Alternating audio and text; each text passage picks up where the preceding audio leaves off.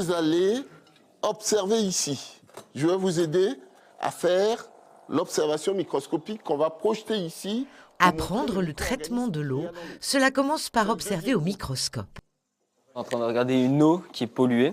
Donc c'est une eau qu'on a été recherchée pour savoir si elle va être potable, si elle est pour la consommation humaine ou non, ou si on pourrait, ou dans un autre cas, pour savoir si on pourrait la rejeter directement dans l'environnement.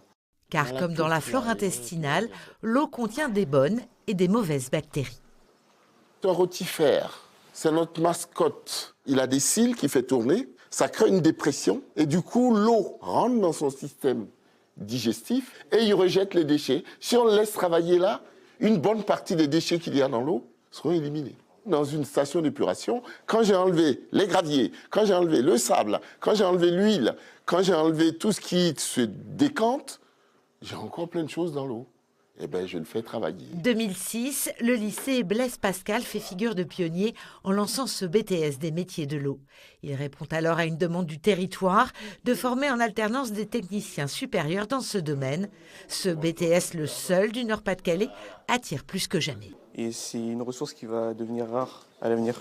Donc on va dire que ça a beaucoup joué sur mon choix. Puis comme j'ai fait un bac STL, c'est Sciences Technologies des laboratoires, je travaillais déjà beaucoup avec les micro-organismes.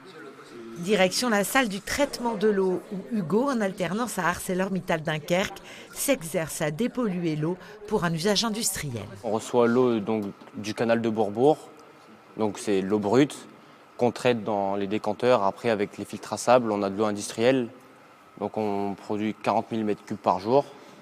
Et après, on produit 5000 m3 d'eau osmosée, donc ça, c'est l'eau qui est vraiment filtrée à fond pour tout ce qui est les conduites.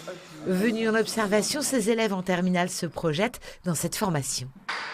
En plus, c'est un travail qui recrute beaucoup, souvent, le Canada surtout, qui recrute pas mal les gens qui partent de notre lycée.